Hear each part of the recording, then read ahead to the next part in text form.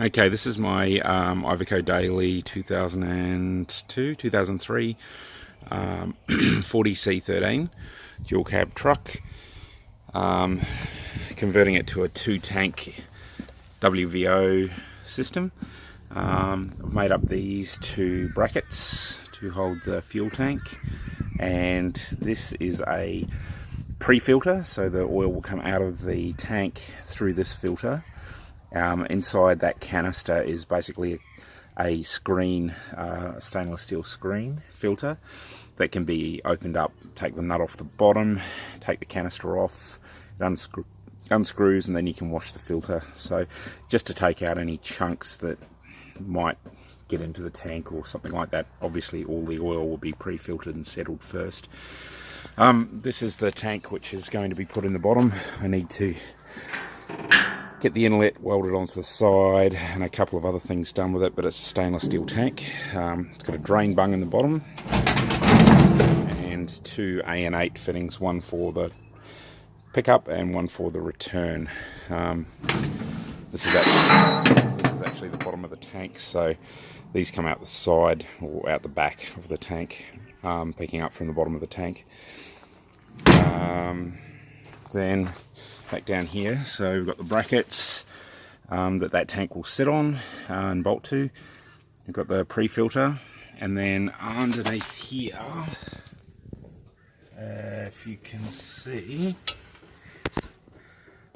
just there is a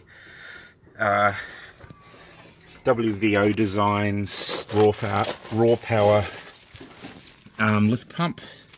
Don't know if it's going to pick up very well under here, but yeah, there it goes there, mounted on the chassis rail. Everything's been mounted to existing holes that were already there, and I've made brackets up to adapt from the existing mounting holes to avoid issues with not having to drill holes in the chassis, which is illegal here in Australia. So looking back to where the tank is, there's the tank brackets, through the pre-filter, through the WVO Designs lift pump, and then it'll run up, the fuel lines will run up the chassis rail, up to the engine. So I'll take you around the front of the truck to under the left hand side bumper, and under here you'll see that I've mounted the heated fuel filter. So oil goes in and then out the top, and then across and into the flat plate heat exchanger, and then down and out of the flat plate heat exchanger. Coolant will come in to the other side of the heat exchanger, out there, and then go up and around through the heated filter and out the heated filter and back to the engine. And then those lines will come up to the oil that comes out of the flat plate heat exchanger, hot, will go into these 2 3-way valves. So this is one 3-way valve, it's like a T, and the other one's just there. I've made this bracket up to bolt it to the firewall. What I've got is one of these valves will select where the oil is coming from. So it'll either select from the diesel tank or from the, it'll either select from the diesel fuel filter or from the heated oil flat plate heat exchanger fuel filter setup, and then pass the oil to the injection pump.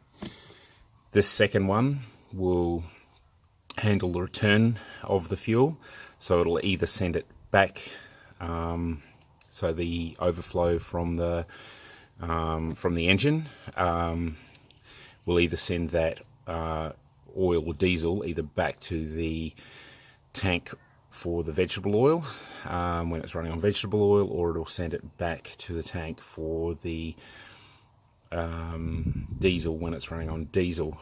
There'll also be a purge setup where it will take, when it's on purge, when it's set to purge. So here's the switch here. This is just temporarily set up. So you've got the diesel, which is sucking from the diesel fuel filter and sending it back to the diesel tank. Veg will be sucking from the veg tank and sending it back to the veg tank. On purge, it'll be sucking from the diesel tank and returning to the veg tank to flush all the lines and the filters. Now I've worked all of this out. This all works really great. Obviously I need to lengthen these to put it into the cab.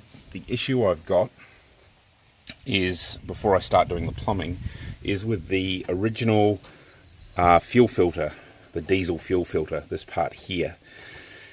So I know that this line here is coming from the diesel fuel tank. Okay, so the diesel comes up this line here, around and into here, and I can see there's an arrow on the casting, definitely fuel coming in. This one here has a casting arrow here, fuel going out, and I can see that goes out and down and into what I assume is the injection pump, just down here. Okay, so that's fine, I understand. Fuel from the tank going in, fuel out of the fuel filter, fuel out of the fuel filter going down to the injection pump. What I don't understand is what this line is for. This line is coming from somewhere down, I don't know, somewhere down in the engine bay there, connected up to, well, I assumed it was the return line, and I assumed it had a loop to return for the fuel, and it was passing it back into the fuel filter. So any unburnt fuel, I thought, was coming back down this line into there, and I thought, okay, great. But then I climbed underneath the truck and had a look, and there is actually a return line coming from down in the same sort of area back to the fuel tank as well.